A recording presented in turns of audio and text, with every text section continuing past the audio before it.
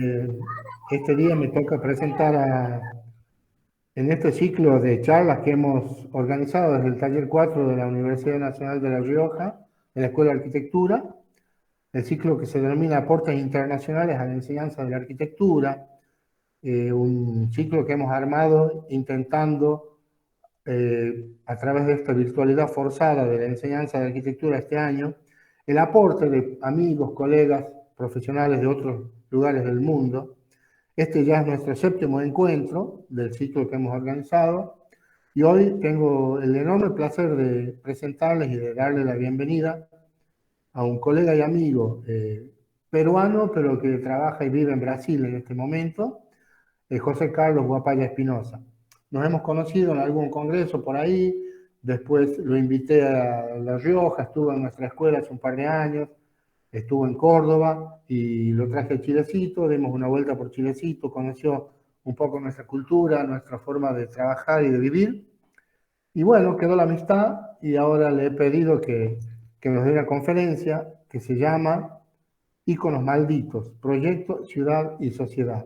Una de las cosas que tiene José Carlos es que titula muy bien sus exposiciones, ¿no? Y genera siempre intrigas y dudas desde el primer momento. Eso es un arte, no todo el mundo lo sabe hacer y él lo hace muy bien siempre. José Carlos es magíster y doctor en arquitectura y urbanismo por el programa de posgraduación en arquitectura de la Universidad Federal de Bahía, en Salvador, Brasil. Es arquitecto y urbanista por la Facultad de Arquitectura, Urbanismo y Artes de la Universidad Nacional de Ingeniería de Perú. Tiene postdoctorados realizados en la Universidad Federal de Bahía, en la Universidad de Bolonia, y actualmente es profesor adjunto en la Facultad de Arquitectura y profesor permanente en el programa de posgrado en Arquitectura y Urbanismo de la Universidad Federal de Bahía. Yo le agradezco a José Carlos, me ha invitado en alguna oportunidad a hablar con sus alumnos de allá de Brasil. Tenemos una linda amistad y un gran respeto académico. Así que bueno, sin más preámbulos, yo le voy a dar la palabra a José Carlos y nuevamente agradeciéndole su participación en este ciclo de charlas. Bienvenido y te doy la palabra, José. Arnaldo, muchas gracias por tu presentación. Muchas gracias a todos, ¿no?, que nos acompañan en este encuentro, ¿no?, para un poco conversar sobre algunos temas, ¿no?, que me parece que son importantes, que son contemporáneos, ¿no? Y gracias también por tu observación en relación a mis títulos, ¿no? Realmente el título es bastante llamativo, digamos así, ¿no? Pero realmente es un reflejo de algunas inquietudes que tengo sobre determinados temas, ¿no? Especialmente sobre proyectos, sobre arquitectura y sobre ciudad, que son los temas que de alguna forma me interesan bastante en este momento, ¿no? Yo tengo un PowerPoint, no sé si lo puedo presentar Sí, y compartir. voy, en fin, conversando con ustedes un poco. Voy a abrir el archivo.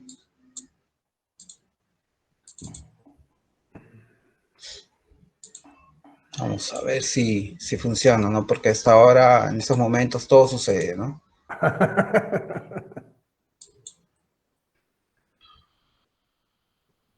Me avisan si se está viendo, porque yo estoy ahora solamente con la pantalla.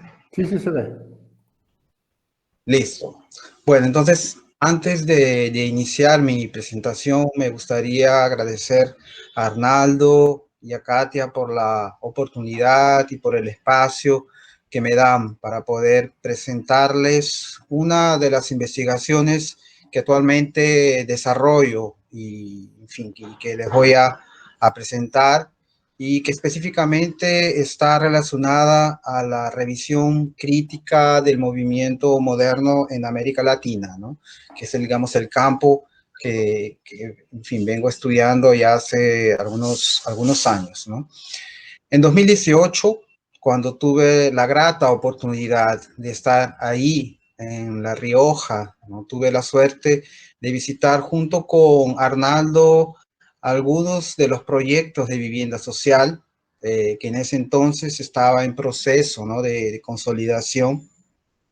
Y en algún momento inclusive pensamos junto con Arnaldo en esta posibilidad de crear un proyecto de investigación conjunto con el objetivo de entender estos procesos contemporáneos en La Rioja y aquí en Salvador. Y bueno, ese es un tema que todavía está pendiente. A pesar de que, bueno, ya había iniciado algunas investigaciones sobre el tema habitacional, teniendo como caso de estudios el Perú, ¿no? Mi tema del doctorado fue de alguna forma sobre la habitación moderna en Lima, ¿no? A mi regreso a Salvador de Bahía, después de estar en Argentina, ¿no? Organicé y propuse un curso de posgrado en mi facultad llamado Habitación Social en América Latina, Orígenes, Paradigmas y Desafíos, del cual Arnaldo participó de forma virtual, ¿no? Haciendo una reflexión sobre la vivienda en Chilecito entre 1983 y 2018, si no me equivoco, ¿no? O sea, cubriendo un periodo de 35 años. Y interesante porque de alguna forma ya estábamos anticipando, ¿no? Con premonición este escenario de aulas y participaciones virtuales. 2 años antes, en 2016, en un viaje que hice a una ciudad, a la ciudad de Teresina, ¿no? Que queda al norte del Brasil, para participar de un seminario, llevé un libro para lectura, ¿no? En el trayecto, ¿no? Del viaje. No sé si lo conocen, es este libro aquí que se llama Ciudades Radicales, un viaje a la nueva arquitectura latinoamericana de Justin Marguit, que fue publicado originalmente en inglés en 2014 y publicado en español en 2015, ¿no? Un capítulo en especial me llamó bastante la atención y me impactó, ¿no? Mucho, ¿no? Que es el capítulo 5, que se intitula Torre de David, una utopía pirata. Volveré a ello un poco más adelante, pero lo que más me llamó, de hecho, ¿no? La atención fue, de un lado, cómo la idea de poder y de progreso se desmanchan en instantes, cómo ellos son inestables, y de otro lado, la actuación real, ¿no? De la sociedad en el sentido de dar una solución a sus necesidades. En este caso específico, ¿no? De la Torre de David, vinculados, ¿no? A la falta o a la necesidad de vivienda. Estas impresiones en ese momento de lectura, ¿no? Del libro, se quedaron de alguna forma en stand-by. Y por otro lado, ¿no? En fin, se despertaron con mi visita a las viviendas de La Rioja, ¿no? Que tuve la oportunidad de visitar con Arnaldo. Finalmente, otro hecho que me parece que fue decisivo, ¿no? Para pensar en ese tema que les voy a presentar, fue tal vez un punto, ¿no? Un punto de inflexión y de explosión. Fue la propuesta, pues, en fin, para mi presentación, ¿no? Fue un texto que releí, ¿no? Un texto que fue presentado en las actas del primer seminario Docomomo Brasil, que fue realizado en 1995, pero que yo tuve la suerte de relanzar en 2019. Es un artículo que se intitula El conjunto JK, una torre Eiffel en los trópicos, escrito por la arquitecta historiadora Thais Pimentel. El conjunto JK de Juscelino Kubitschek, ¿no? Por eso se llama JK, es un proyecto también de vivienda colectiva, proyectado por Oscar Niemeyer en 51 en la ciudad de Belo Horizonte, en el Brasil. No sé si lo conocen, pero les voy a presentar también el proyecto. En ese artículo, ¿no? de la profesora Thais, la autora, ¿no? Ella discute los problemas actuales de los moradores y cómo, ¿no? Este proyecto acabó convirtiéndose en un enigma, en una herida, en un símbolo negativo, ¿no? Para la ciudad de Belo Horizonte. Este preámbulo que les he contado, ¿no? Muestra cómo determinados hechos en diferentes momentos, ¿no? De nuestra actividad académica o nuestra propia vida se adormecen y en el momento más oportuno se despiertan, a veces con la sensación de pesadillas. Ellos articulan y clarifican a veces temas que hasta entonces eran, no sé, inesperados y que tienen todo sentido cuando son vistos, ¿no? Con una mirada retrospectiva, ¿no? Con esto quiero decirles que muchas veces los objetos investigados no surgen de la nada, ellos están latentes, esperando solo el momento propicio para poder manifestarse. Fue en ese contexto entonces que surge el tema que les he traído un poco para conversar, ¿no? El tema de esta presentación. Y dejo claro que el tema, ¿no?, que estoy presentándoles, ¿no?, está actualmente en construcción, ¿no? La investigación, que tiene el mismo título de la presentación que les voy a proporcionar, comenzó más o menos un mes, 2 meses máximo atrás, ¿no? Entonces, lo que yo les voy a presentar, ¿no?, son algunas ideas, algunas inquietudes que me gustaría compartir con ustedes, y también me parece que tiene mucho a ver, ¿no?, con el tema de este ciclo de charlas, ¿no?, sobre la enseñanza de la arquitectura. Vuelvo entonces a mi impacto, ¿no?, sobre la Torre de David en Caracas, ¿no? No sé si ustedes ya han oído, ¿no?, de hablar de esta Torre de David. Fue en realidad un proyecto, ¿no?, que fue concebido con el nombre de Centro Financiero con Finanzas, y fue una solicitación del banquero y empresario Jorge David Brillenburg Ortega, que en aquel momento era presidente de ese grupo financiero, ¿no? El proyecto fue diseñado por la firma Enrique Gómez y Asociados en la década 90, realmente en inicios, ¿no?, de la década de 90, en la ciudad de Caracas, en Venezuela. En esta figura vemos a Brillenburg junto a la maqueta, ¿no?, del centro financiero, ¿no?, que acabó de alguna forma financiando, ¿no? Su programa, el programa de este complejo, era súper, digamos, moderno, ¿no?, para aquel momento, súper complejo. Él se desarrolla, ¿no?, en un total de casi 122.000 metros cuadrados, y contempla una serie de edificaciones con funciones específicas y particulares, ¿no?, como un apart-hotel, un centro comercial, estacionamientos para 1.500 carros, la propia sede, ¿no?, de la empresa, y oficinas, ¿no?, entre otros usos.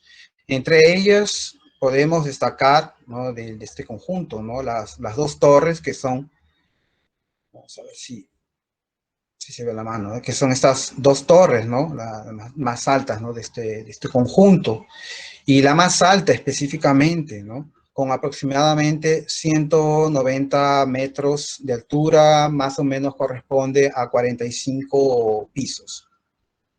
La idea era construir entonces uno de los complejos de oficinas más lujosos de América Latina, como señala Marguerite en su libro, ¿no? En el momento de su idealización, Venezuela pasaba por un boom económico que posibilitaba la propuesta de concretización de este proyecto faraónico. Una de las torres en ese momento se constituía en la tercera más alta de la capital venezolana, que es justamente la torre, ¿no?, más alta del conjunto, y su impacto en el paisaje urbano caraqueño era más que evidente. Es decir, con este proyecto se quería simbolizar el poder económico de la firma en el espacio urbano de Caracas. El conjunto fue proyectado a partir del uso de concreto armado, que posibilitaba, ¿no?, este tipo, ¿no?, de proyectos, ¿no?, con esta escala, y en especial el uso a través del uso del vidrio, ¿no?, a partir de su presencia clara, ¿no? Utilizada en las fachadas, ¿no? En esta fotografía específicamente vemos también en la parte superior, ¿no? El proyecto para el helipuerto, que era en ese momento, ¿no? Una novedad, ¿no? Para este tipo de edificios. Sin embargo, ¿no? El sueño duró poco, 4 años después, o sea, en 1990 más o menos, el país fue afectado por una crisis bancaria, provocando la quiebra de la firma. Y esto, claro, provocó posteriormente, ¿no? La paralización de la construcción y luego su abandono y la construcción, ¿no? El edificio, el complejo, ¿no? Acabó convirtiéndose en fin, en todo lo contrario, ¿no? De aquello que había sido pensado, idealizado inicialmente. El 17 de septiembre de 2007, si no me equivoco, o sea, después de más o menos 13 años, ¿no? De estar abandonado, el edificio fue ocupado de forma informal por 852 familias, ¿no? Por causa de una falta, ¿no? de vivienda.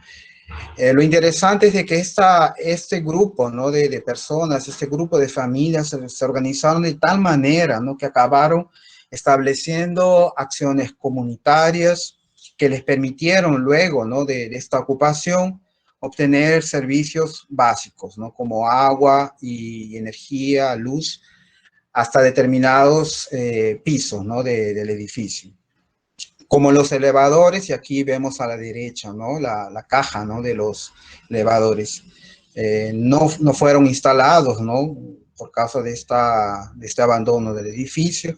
La circulación que se da, ¿no? En el conjunto, ¿no? Y específicamente, ¿no? En esta torre se realiza a través, o se realizaba a través de motocicletas que llegaban hasta el 10º piso, ¿no? Imagínense pasando, ¿no? Las motocicletas para poder llegar, ¿no? Hasta el 10º piso, y después a partir del 11º, del 11º piso, las personas tenían que usar, ¿no? La circulación vertical.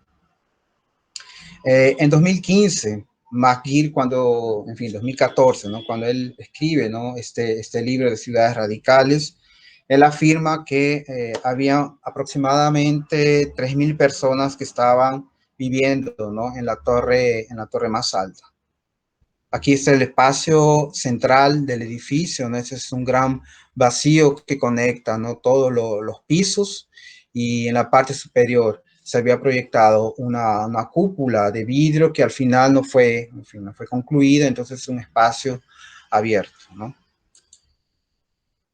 El edificio puede ser entendido entonces como una mini ciudad, ¿no? Si llevamos en consideración el número, ¿no? de personas que estaban viviendo en ese momento, ¿no? En él se encuentran algunos usos, ¿no?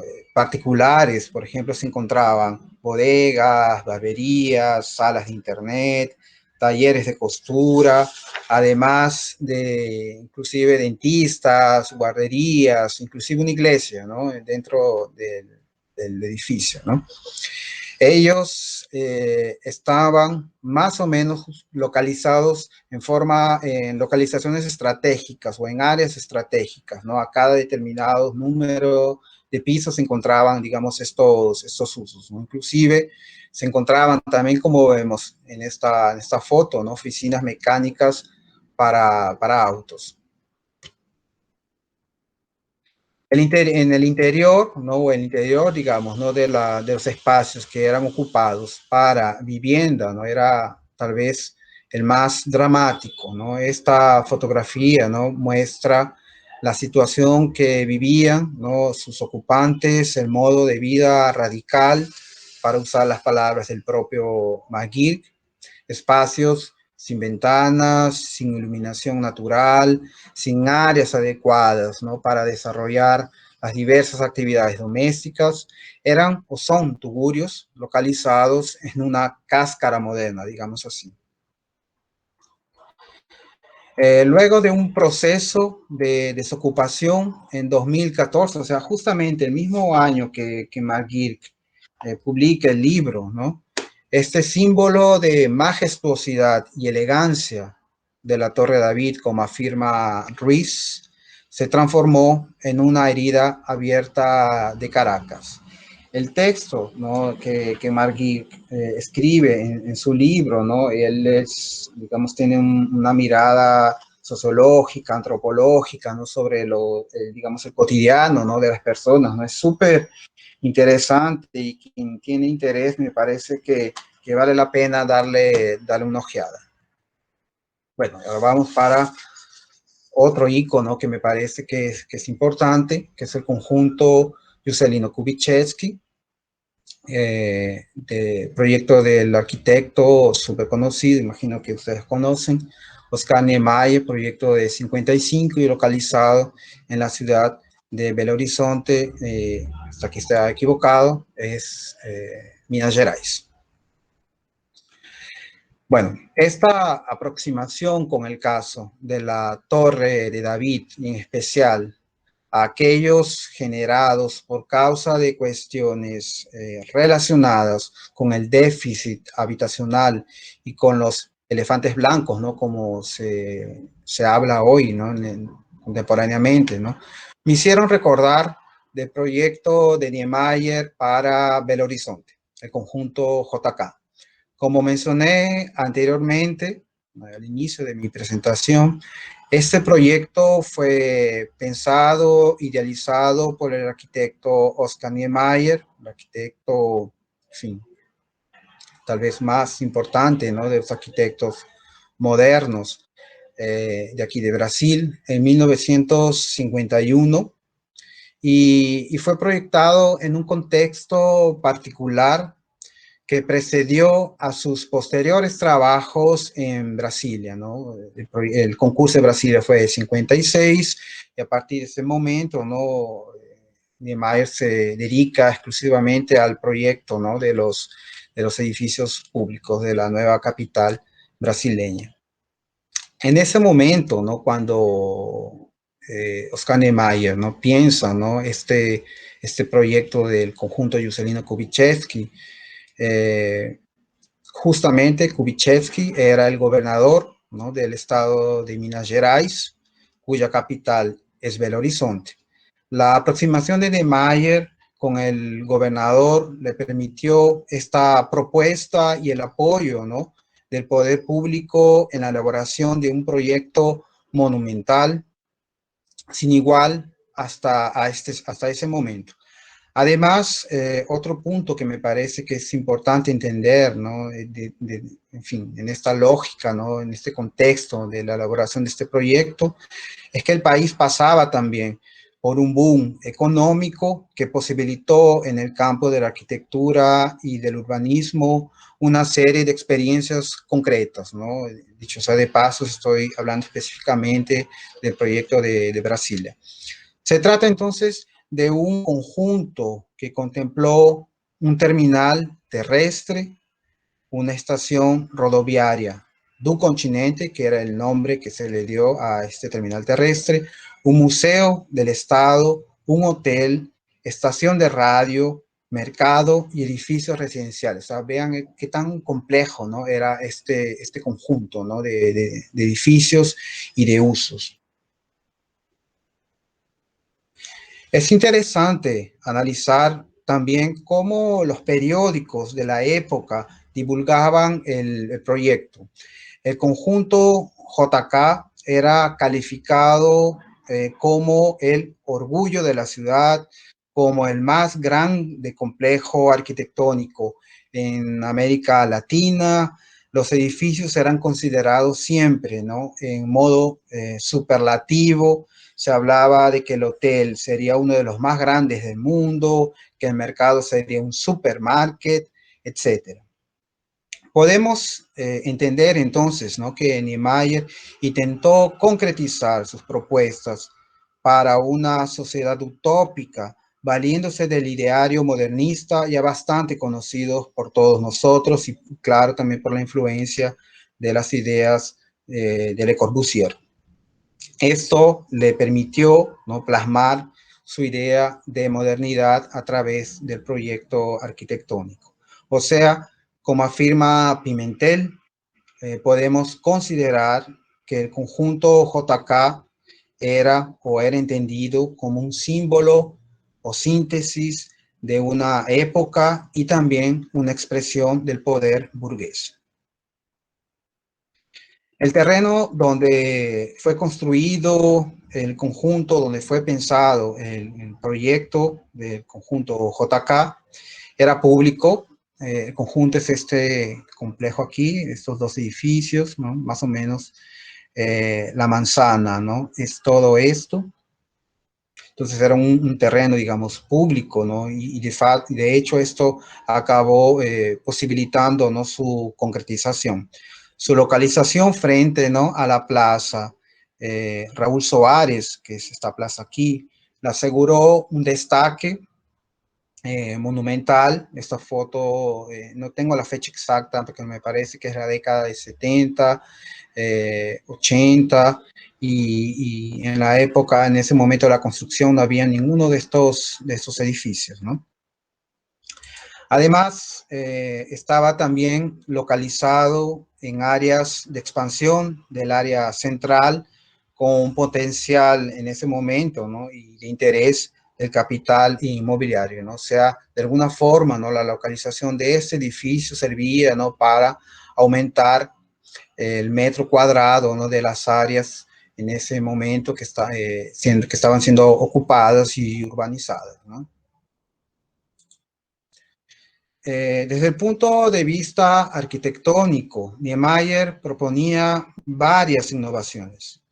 La idea fundamental era la de promover un nuevo estilo de vida, una nueva forma de vivir, una nueva forma moderna de comportamiento. Esto se evidencia, por un lado, en los materiales que fueron usados, en los sistemas estructurales empleados, y del otro lado también en el propio programa arquitectónico que fue propuesto, como mencioné anteriormente. Me gustaría entonces concentrarme en el aspecto de la vivienda, que me parece que es el caso más interesante para esta conversación, ¿no? El proyecto son básicamente estos dos edificios, ¿no?, que son edificios de vivienda, y toda esta infraestructura que les comenté inicialmente estarían localizados en estas grandes plataformas. Los dos edificios, ¿no?, de 23 a 36 pisos para vivienda contemplan un total de más o menos 4.000 personas. Si llevamos en consideración la actual población, La Rioja, o sea, más o menos 181.000 habitantes, que fue lo que encontré en el internet, significaría que 2,2% de la población estaría viviendo en estos dos edificios. Fueron pensados 11 tipologías, ¿no?, de plantas para viviendas, que iban de 1, 2 y 3 cuartos. Algunos edificios eran dúplex, con y sin área de servicio. En algunos casos, inclusive, no existían áreas para cocinas o lavanderías o de servicio, porque estas entendían que tenían que ser pensadas, ¿no?, de forma comunitaria. O sea, tenían que estar localizadas en áreas comunes del edificio, ¿no?, de los edificios. En general, el proyecto fue direccionado para una ascendente clase media. Desde el punto de vista constructivo, el conjunto JK introdujo en el contexto local el uso significativo y contundente del concreto armado en gran escala. Lo mismo puede decirse con el uso, ¿no?, del vidrio en las fachadas, como vimos en el caso de la Torre de David también, ¿no?, como el vidrio, como el concreto, ¿no?, se vuelven, digamos, ¿no?, tal vez los elementos más materiales más importantes, ¿no?, para estos proyectos. Esta fotografía del proceso constructivo recuerda mucho no solo la forma, sino también la solución arquitectónica de la unidad habitacional de Marsella, proyectado por Le Corbusier en 52. o sea, justamente un año después de Niemeyer finalizar su propuesta, el proyecto para el conjunto JK. Son desde mi punto de vista, ¿no?, indudables las influencias, ¿no?, del proyecto de Le Corbusier en el caso del conjunto JK. También es interesante la solución para algunos aspectos de acondicionamiento ambiental y de la propia infraestructura de los edificios, ¿no? El uso de los brises solar garantían iluminación, ventilación natural en las áreas comunes. El conjunto contaba inclusive con un sistema de agua caliente que en ese momento era una innovación, ¿no?, de la época. El funcionamiento de cocinas, ¿no?, de las áreas de cocinas y de baños, ¿no?, se daba sin ventilación y sin iluminación natural a partir de la existencia, ¿no?, de un sistema sofisticado en ese momento también de ductos. ¿Qué pasó entonces, ¿no?, con este proyecto simbólico? Pimentel señala que el conjunto realmente nació viejo, es decir, su construcción, que había sido proyectada para ser finalizada en 3 años, se alargó por más 17 años. O sea, el proyecto fue finalizado en 20 años. Para ese momento, muchas de las cosas ya habían cambiado desde el punto de vista de la propia ciudad hasta el propio interés de la clase media de ese entonces, para la cual había sido justamente direccionado el conjunto JK. El conjunto entonces pasó a sufrir una serie de alteraciones. Algunos equipamientos fueron eliminados del proyecto original. El sistema de agua caliente fue desactivado. Los sistemas de circulación y ventilación fueron alterados. Los materiales de acabamiento fueron sustituidos por unos más baratos. Es decir, su proceso de deteriorización coincidió con la ocupación del conjunto de personas con menos poder adquisitivo que no tenían de alguna forma condiciones para poder pagar las tasas elevadas de mantenimiento del edificio. En el local antes valorizado se instaló una serie de actividades que no correspondían a la imagen deseada inicialmente, específicamente actividades de prostitución. Inclusive era prohibida, ¿no? Esta es una parte súper interesante, ¿no?, de cómo esta área se vuelve también un poco estigmatizada, ¿no? Era prohibida la circulación por las inmediaciones, no solo del barrio, sino también del propio conjunto, ¿no?, de mujeres desacompañadas. Pimentel asegura que en el conjunto JK se pasó de una gran expectativa por el proyecto para la desconfianza y finalmente a la hostilidad. Él se convirtió entonces en un lugar maldito. De ella es que tomé justamente prestado, ¿no?, esta idea de íconos malditos. Pasamos para el último ícono que les traje un poco para conversar, que es la unidad vecinal Matute, proyecto del arquitecto Santiago Augusto Calvo en la primera etapa, la década de 50, más o menos contemporáneo con el proyecto de Niemeyer para Belo Horizonte. Y la segunda etapa, la década de 60, del arquitecto también peruano Enrique Siriani. Es un proyecto de vivienda habitacional localizada en la capital peruana. Entonces, algo similar, ¿no?, me vino a la cabeza cuando me aproximé a la problemática del conjunto JK. Hablo específicamente de este proyecto de la Universidad, de la Unidad Vecinal Matute, o V Matute, como también se conoce, ¿no?, que está localizado en la capital peruana, como ya mencioné. Pero de forma general, me parece que la década de 50 y 60 pueden ser entendidas como el punto o como el paso de la teoría a la práctica en la relación o en la propuesta, ¿no?, por la solución al déficit habitacional en el Perú.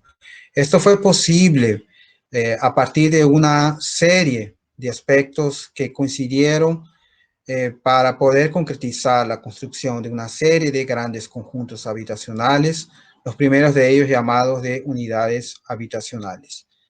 Lo que muestra de alguna forma una clara influencia, claro, de las teorías de las neighborhood units que vienen con toda esa influencia, ¿no?, a partir del periodo post Segunda Guerra Mundial, ¿no?, a partir de la circulación de profesionales o también de estos temas, ¿no?, que circulaban en las revistas especializadas.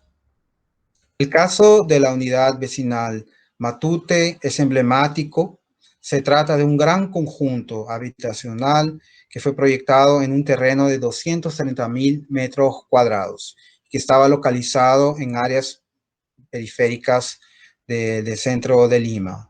De modo similar al conjunto JK, el arquitecto Santiago Agurto Calvo, que fue el arquitecto que proyectó, digamos, este conjunto, ¿no?, en su totalidad, proyectó esta unidad proponiendo un equipamiento público que estaría, digamos, dimensionado a partir del número de habitantes, ¿no?, para que de una forma estaría pensado este proyecto, ¿no? Es interesante también pensar en las diferentes tipologías de vivienda que él acaba proponiendo, algunas viviendas colectivas, otras viviendas también unifamiliares. Les voy a mostrar algunas imágenes. A pesar de que el proyecto total no fue proyectado, ¿no?, solamente por Agurto, ¿no? Y bueno, les comenté sobre las etapas, ¿no? Esta aquí fue la primera etapa, después, y parte de aquí también la primera etapa, y digamos, el proyecto del arquitecto Siriani se concentró en esta área de aquí, que fue la etapa de la década de 60, ¿no? Y que me parece que son, digamos, propuestas, soluciones un poco diferentes, como les voy a presentar a continuación. El caso de la unidad vecinal en Matute es emblemático, ya que se trata de un conjunto habitacional proyectado, ¿no?, en fin, como les mencioné, ¿no?, con esta dimensión, digamos, ¿no?, no solo en el aspecto del tamaño del terreno, sino también a partir del número, ¿no?, de habitaciones, el número de unidades habitacionales. Y también es importante, ¿no?, en el caso peruano, porque fue el único proyecto habitacional que fue contemplado en la exposición Arquitectura Latinoamericana desde 1945, que fue organizado por el arquitecto Henry Russell Hitchcock en 55 en el MoMA de Nueva York.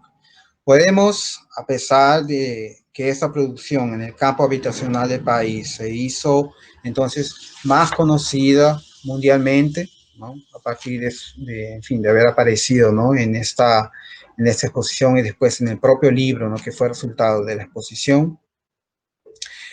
A pesar de otros proyectos como la unidad vecinal número 3, que también es otra unidad importante, ¿no?, puedan ser de una forma más significativos. El propio Hitchcock llamaba la atención para la calidad del proyecto, para las soluciones arquitectónicas propuestas, inclusive para las tonalidades que habían sido usadas en las fachadas. El hecho que esa visibilidad internacional de la UV Matute se convirtió en un símbolo de la potencia profesional peruana sobre la solución a este tipo de proyectos y a nivel nacional y local, ganó el estatus de ícono de la vivienda moderna peruana.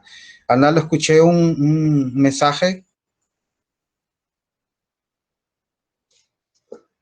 No, que hay ruidos de fondo, digo que el resto de la gente apague los micrófonos. Ah, ok. Bueno, continúo. La lógica de la localización de las Vs de una forma amplia, en el caso peruano, en el caso de Lima, ¿no? Estaba siempre relacionada a dos puntos, ¿no? De modo bien general. Su acceso fácil a partir de vías importantes, algunas de ellas conectadas también con esta facilidad de, con el trabajo, ¿no?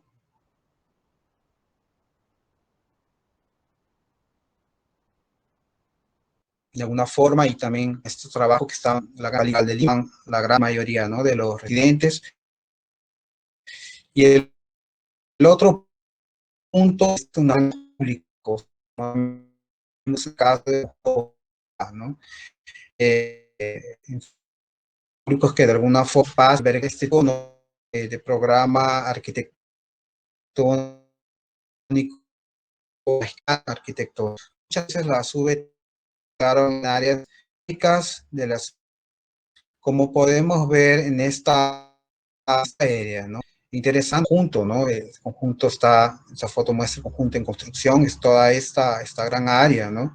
Vemos aquí ya esta primera parte de la etapa 1 siendo finalizada, pero lo interesante es ver lo que está sucediendo en el contexto, ¿no? O sea, áreas con evidentemente uso, ¿no? Aún agrícola, ¿no? Y algunos en procesos, áreas en proceso de urbanización. Al contrario del conjunto JK, la propuesta para la V3 Matute privilegia la ocupación horizontal con edificios de máximo 5 pisos o 4 pisos en algunos casos, siendo que el primer piso normalmente era un piso libre, ¿no? Las personas podrían circular de un lado a otro, pasear, ¿no? Atravesar, digamos, los edificios. Y esta solución es interesante también, de alguna forma fue pensada, es claro, ¿no? Con las diferencias obvias, ¿no? Entre los proyectos, ¿no? En el caso de las supercuadras de Brasil, ¿no? Que también Niemeyer las pensó justamente, ¿no? Claro, influenciado también con las ideas lecorbusianas, ¿no? Con grandes áreas, digamos, libres, ¿no? Comunitarias. Parte de esta nueva forma de habitar moderno, que es lo que de una forma también Augusto Calvo pensaba con este proyecto, ¿no? Llevaba en consideración, claro, la presencia del automóvil, la presencia del verde, de grandes áreas verdes, y la nueva forma de vivir en comunidad, donde la idea de homogeneización sería regla. Los residentes se adaptarían a los edificios, al conjunto y no al contrario. A pesar de esto, es necesario, ¿no? Y concordando con Hitchcock, ¿no?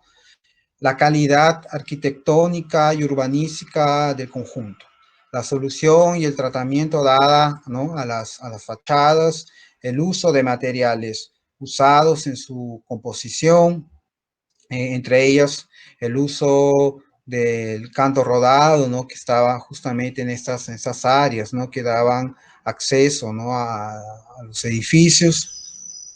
Y también, como vemos, ¿no? Este tipo de materiales que eran bastante, digamos, usados, ¿no? En el caso de la arquitectura peruana. Hasta cierto punto, en esta sensibilidad del arquitecto puede ser evaluada hoy.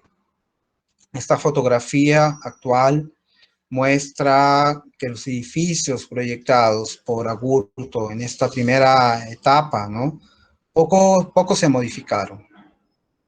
Y por lo menos en lo que se refiere, claro, a las fachadas, ¿no? No vemos, digamos, ninguna alteración significativa, ¿no? Se mantiene más o menos el patrón original.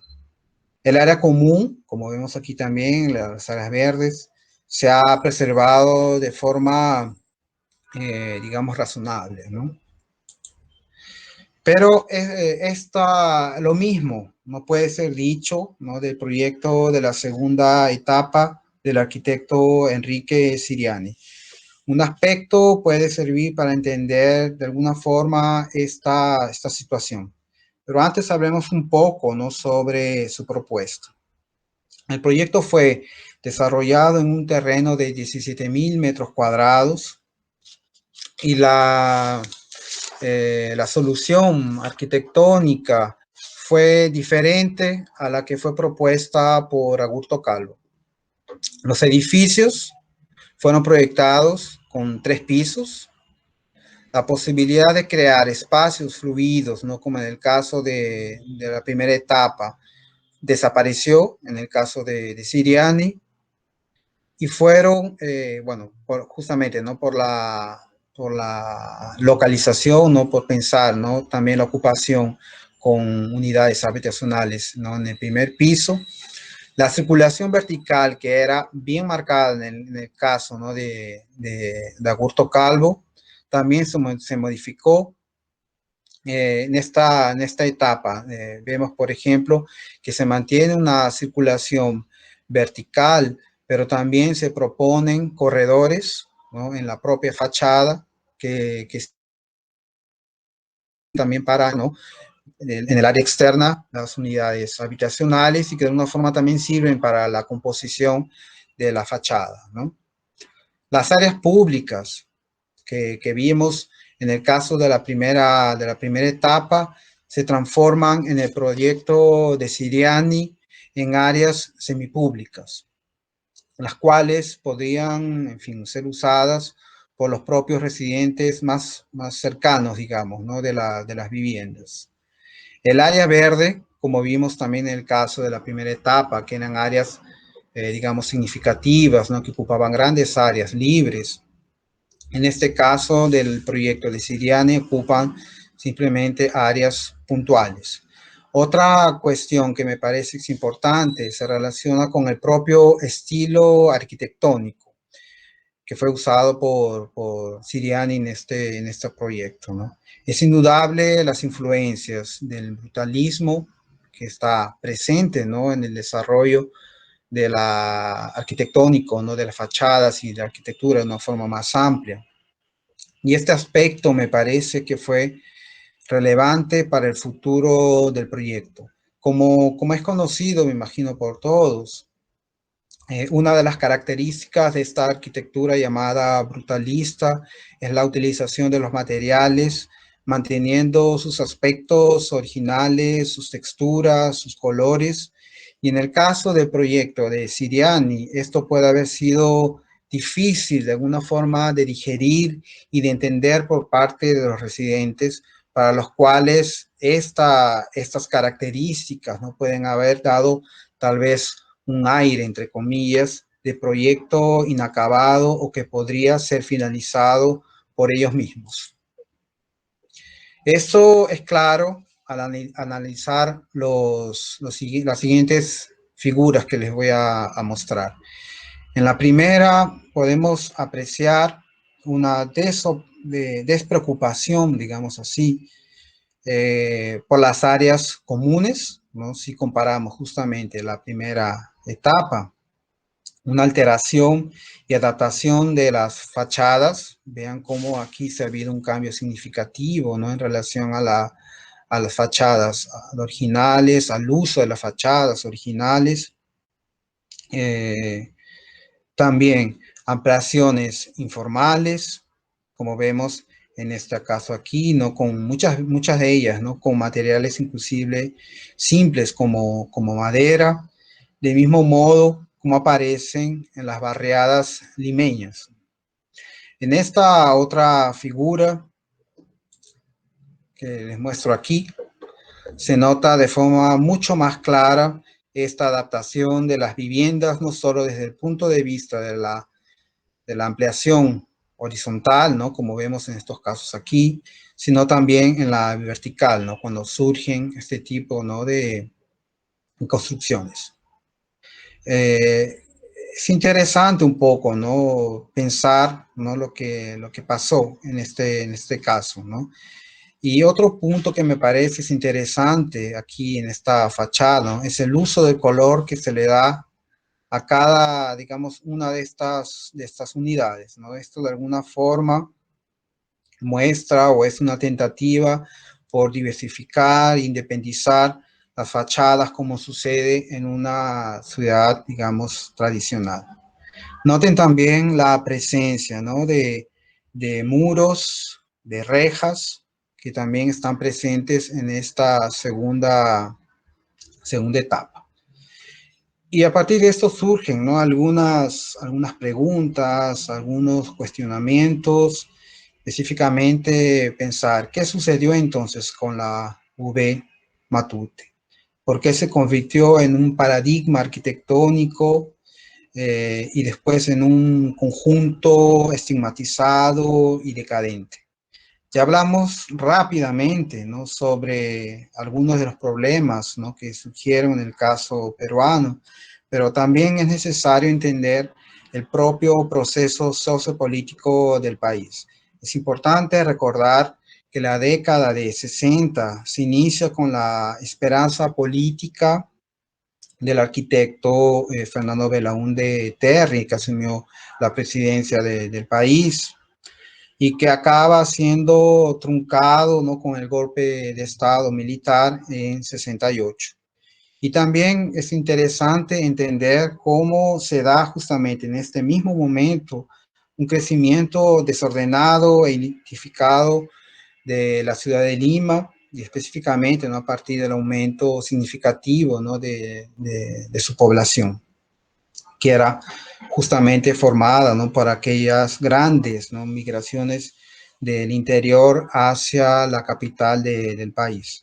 El barrio donde se localiza actualmente la V Matute pasó por un proceso de transformación y actualmente es considerado uno de los barrios más violentos en la capital limeña.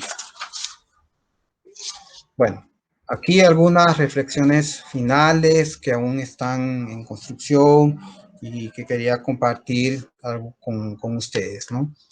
Estos tres casos, estos tres proyectos que nacieron y fueron pensados como íconos arquitectónicos, son solo uno de los tantos casos que podemos encontrar en nuestras ciudades.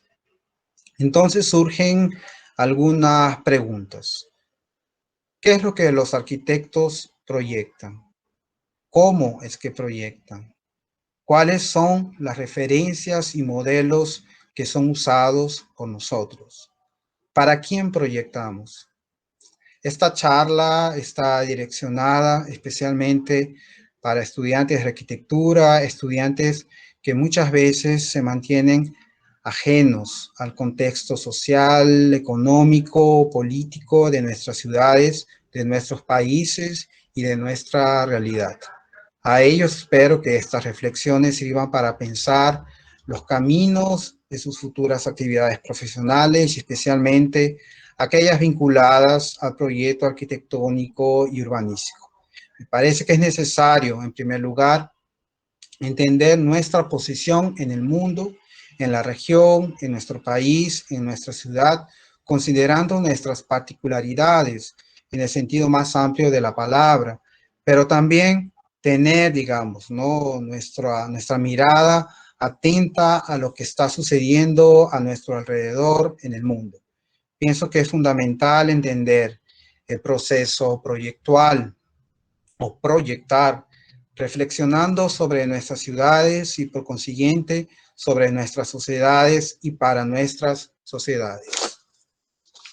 Bueno, aquí algunas biografías, ¿no? que usé para el trabajo y les agradezco la atención. Voy a parar de compartir.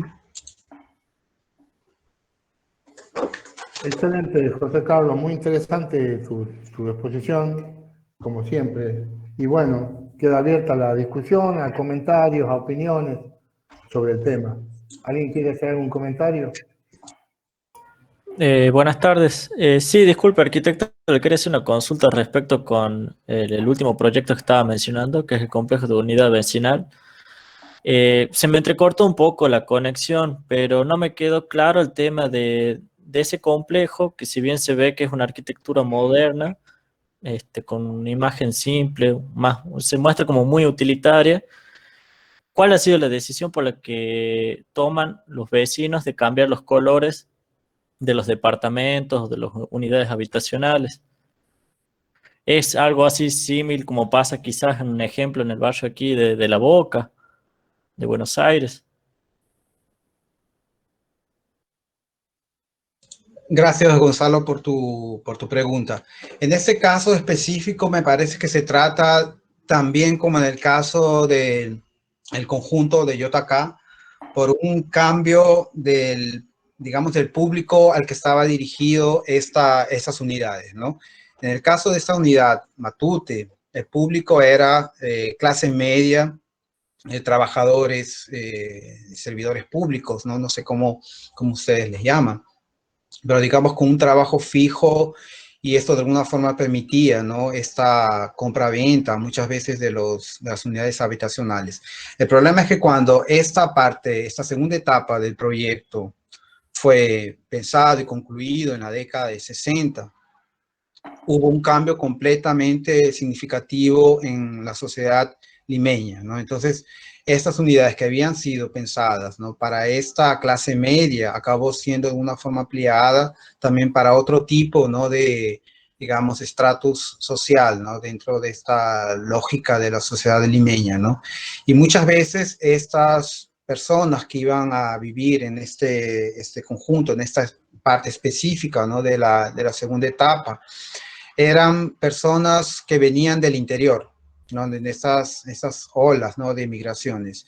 Y había una necesidad de ellas, ¿no?, de alguna forma diferenciarse de los vecinos, ¿no? Como sucedía en otros casos de otras unidades vecinales, ¿no? Y es interesante esto, ¿no?, porque inclusive en otra unidad vecinal, y no sé si sucedió también en esta de aquí, estoy, en fin, como mencioné, investigando, ¿no?, iniciando mi investigación. Esas áreas libres, por ejemplo, que en principio eran comunes, ¿no?, a los residentes, acabaron siendo, digamos, parceladas, divididas para cada una de las unidades, y en algunos casos, inclusive, como venían personas que estaban mucho más relacionadas, ¿no?, con una actividad más agrícola, ¿no?, acababan inclusive plantando papas, plantando maíz en esos espacios que en principio se idealizaban como espacios, digamos, modernos, ¿no?, de simplemente áreas verdes, ¿no? Y en muchos casos también, no he mostrado algunas imágenes, ¿no?, pero en las imágenes que le mostré se ve un poco más, digamos, este cambio de colores en las fachadas, ¿no? Pero hay otros casos en que aparecen, digamos, también algunos elementos de arquitectura tradicional que son traídos justamente por estas poblaciones, que de alguna forma ellos usan de forma, no sé, simbólica, ¿no? Porque de alguna forma también les trae, les remite, ¿no?, a esa arquitectura de sus propias ciudades, ¿no? Perfecto, muchas gracias. José Carlos, tiene que haber otros íconos malditos en otros países también, ¿no? Seguramente en Argentina hay varios. Sí, con seguridad hay varios, ¿no? ¿Vas a Y, ampliar la investigación con eso? sí, en realidad yo parto de esos tres que eran los que, digamos, los que conozco más, los que he conseguido más informaciones, de alguna forma los conozco, ya he ido, he hecho algunas investigaciones en la UB Matute, estuve un tiempo también en Belo Horizonte, inclusive tengo un amigo que tiene un departamento en el conjunto, y en fin, me quedé hospedado por unas 2 semanas más o menos para entender de cómo es vivir en el conjunto. Y bueno, me falta todavía ver la posibilidad de ir a Venezuela, ¿no? A pesar de que ahora no está más ocupado, ¿no? Fue desocupado en 2014 el edificio de la Torre de David.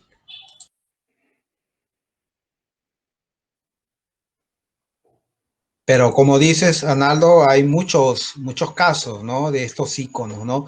Y no necesariamente entendidos a partir de una escala monumental, ¿no? Pueden ser íconos en escala menor, ¿no?, pero que en realidad se vuelven estigmas, ¿no?, dentro de estas propuestas, muchas veces de la arquitectura modernista, ¿no? Me estoy acordando del proyecto de Yamasaki en Estados Unidos, ¿no? En la década del 50.